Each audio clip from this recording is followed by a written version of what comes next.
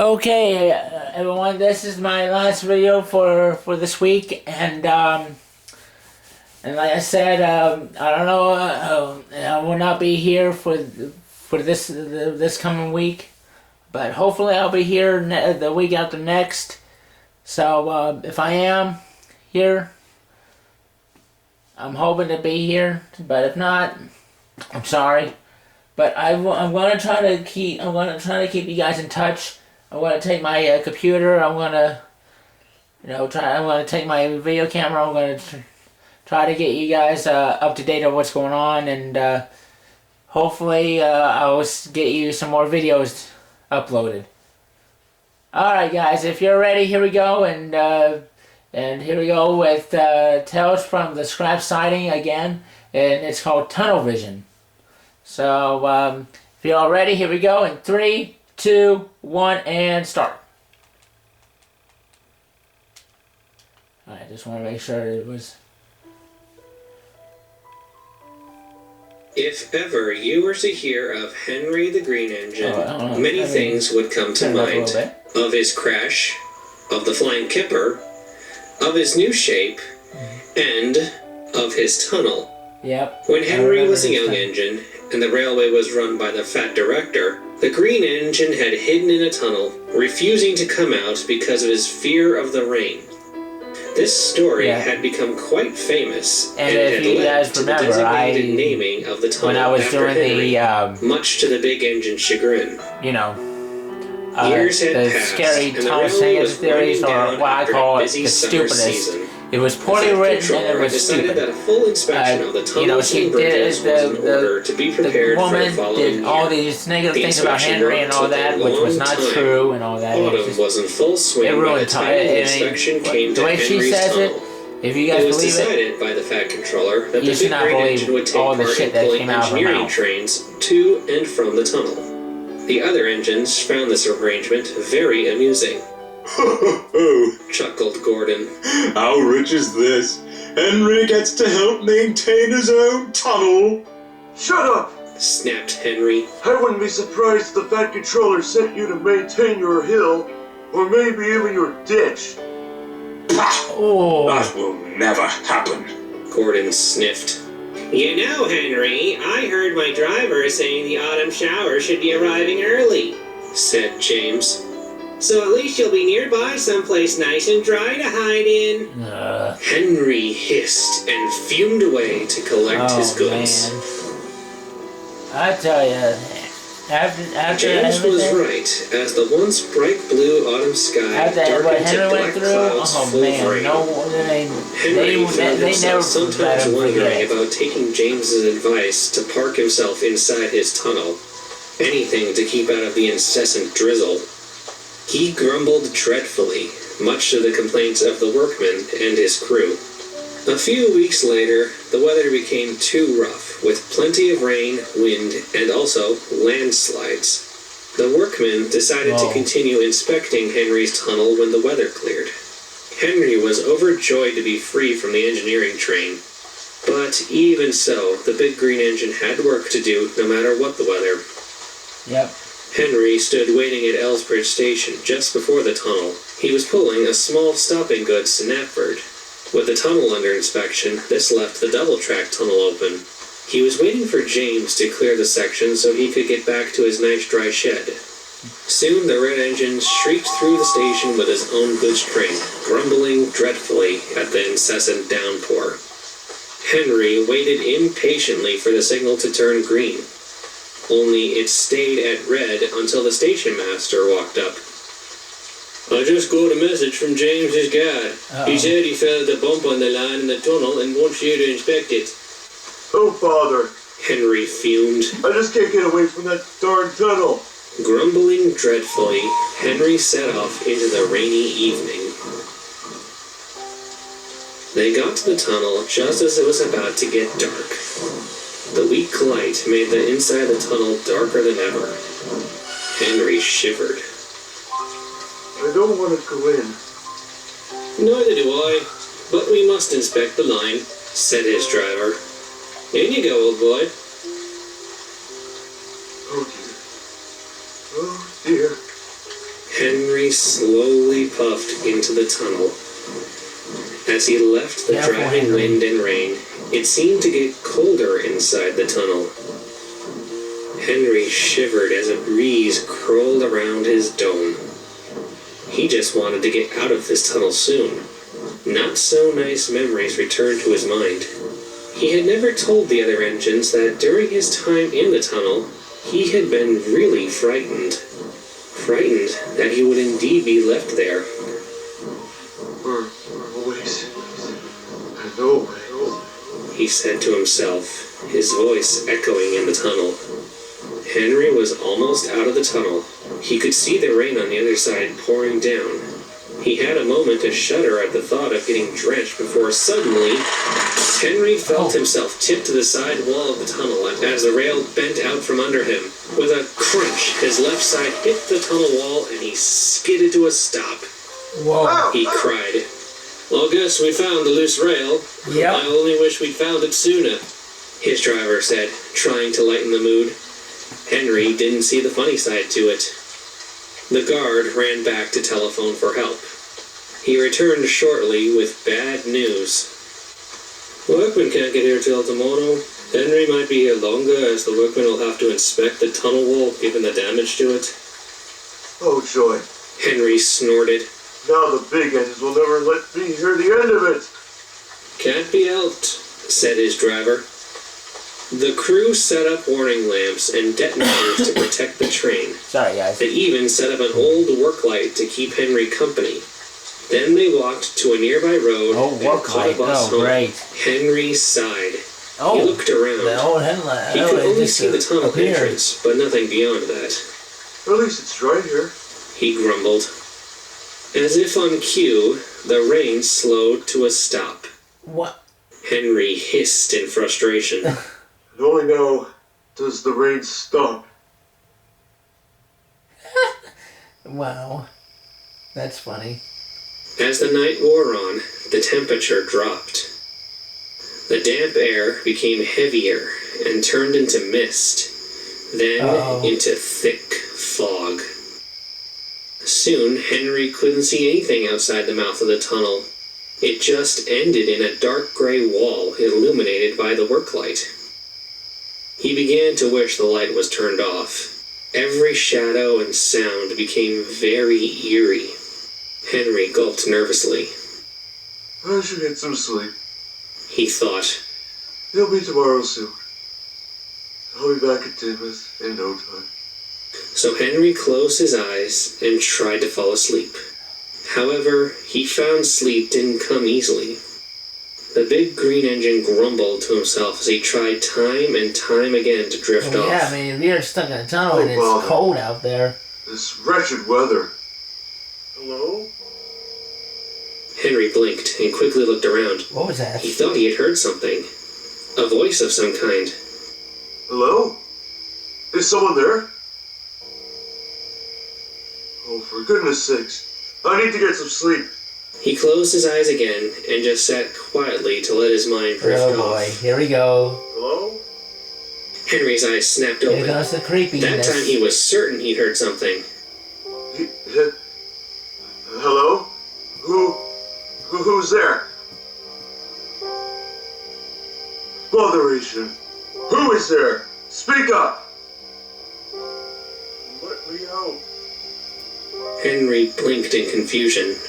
Uh-oh. What do you mean? Who's there? Well, this is just ridiculous. Whoever is there, answer me! Better keep out of the rain, Henry. It'll spoil your paint. Henry jumped as another voice spoke closer to him. He looked to his right, only to see part of an engine's tender. He blinked a few times, but the blue paint was unmistakable. He didn't know how this engine could have gotten here without him realizing it, and it didn't sound like Edward or Gordon. Ah! Whoa! How? How did you get there? Who are you? The engine just chuckled. I've always been here, Henry. It seems you took my advice to heart and found a nice dry tunnel to stop in. I did not. This was an accident. Henry said, getting frustrated. Now, who are you? It's the only place for a failure like you, Henry. What? Who are you calling a failure? Now the rain won't turn you into a pile of rust who's always moaning about how dreadful he feels. You'll be preserved forever, a failed engine hybrid. Henry just stared. Whoever this engine was, they seemed to talk about him as if he was still in his old shape. Oh boy. I'm not a hybrid anymore. I'm fixed. The Fat Controller... The Fat Director wanted an Atlantic, Henry, but instead he got you. We all know that. But it wasn't some seller who cheated the railway. Oh boy. It was you. All you. You knew if you stayed at your workshop, they would scrap 87546 or... So you ran away here. 98462. Cheated the Fat Director out of a lot of money and became a burden. Now you can stay here in this nice dry tunnel and never have to move again. Such a selfish engine. You shut up. That's not true. A selfish engine. But at least now you are nice and dry. Because, Henry, if you get wet, you get rusty. Rust never sleeps. It eats away at you, slowly until one day you suddenly collapse and fall apart. But not now. Not here. Okay. Your green paint and red stripes really starting to creep me out now. Nice dark tunnel for always. And always. Hey! Come back! Where are you going? How do you know so much about me? Then the engine just puffed away, silently into the darkness of the tunnel. Henry couldn't help but ponder those words as they rattled in his smoke box. That was just creepy. He'd been told about rain, and how it caused engines to rust. And he did want to remain functional back in the day. Then he heard the voices coming back. They were louder and more clear this time. Henry recognized where they were coming from. Outside. From the other tunnel. Oh. And the voice was his own. Oh my, here we go again. Slowly, another voice could be heard. We shall pull you out. 1, 2, 3, pull! No, I shall not ruin my paint for you. It will begin again soon. And what will become of my paint then? Henry closed his eyes, trying to ignore the voices, as if they were just in his smoke box. Look out. But they continued, becoming louder and louder. I'm not going to ruin my paint for you. Then we shall take away your rails and leave you here for always and always and always oh boy. and always. Look out. Forever. Here we go. No, sir, please. No, Henry. You want to stay in the tunnel? Then you shall stay here. Selfish engine. Scrap engine. You are a bad engine. Please, sir, let me out. My doctor has forbidden me to push. I want to come out. Such a selfish engine. I don't want to be scrapped. Please, let me out. Selfish. Lazy engine. For always and always and always. Forever and ever. Okay, this is starting to really get scary. Please, let me out. Let me out. Selfish. Rust never sleeps. Fall apart. I'll be good. I'll be really useful. I'll pull any trade. I'll do anything you ask. I won't complain. Please, sir, give me another chance. Let me out. Let me out. Please, sir. I'll behave. I won't do it again. Please, just let me out. Henry screamed. He didn't care if these voices were in his mind. He just couldn't take it anymore. Stop it. Stop it. Stop it, please. Just stop. Oh man. This is all too freaky. Let me out. Please. Henry? Let me out. Please. I'll be good.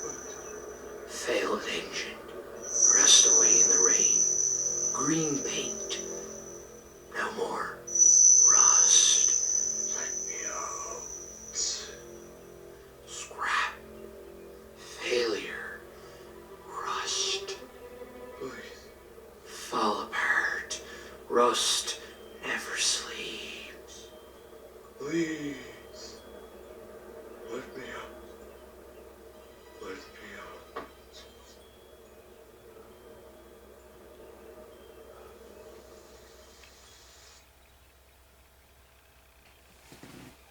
Henry! Henry, wake up! Henry's eyes snapped open. He looked down to see his driver and fireman with the works train being pushed by Edward. The fog was gone, and a light drizzle fell outside. He looked around and sighed in relief. Is there something wrong? His driver asked. You were mumbling in your sleep. I was. Henry yawned. What was I saying? Something about being let out. Search me what you meant by that, though, the driver said, shrugging. Henry just looked down at his buffers and said no more. In the tunnel. It took some time, but soon Henry was lifted back onto the rails. Edward buffered up and began to pull Henry to the works. Edward noticed the downcast expression on the green engine's face. Man, Dear me, Henry. What's wrong? that was just... Henry said nothing. He wasn't sure what to say. What could he even say? That he had had a bad dream? But it had felt so real. It couldn't have been a dream. Could it? Finally, Edward said, I see. If you ever want to talk about it, you know I'm always here to lend you a listening ear. Henry said nothing, and the two puffed all the way to the works as the rain drizzled down from the sky.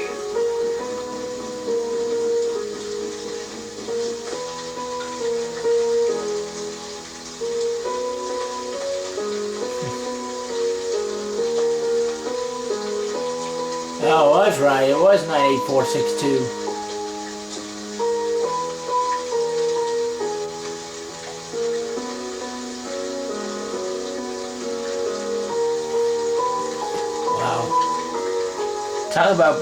Talk about scary.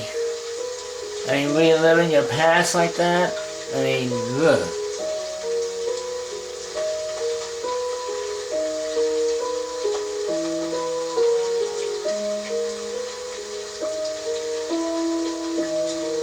I mean, I just that would just haunt me. Really would haunt me.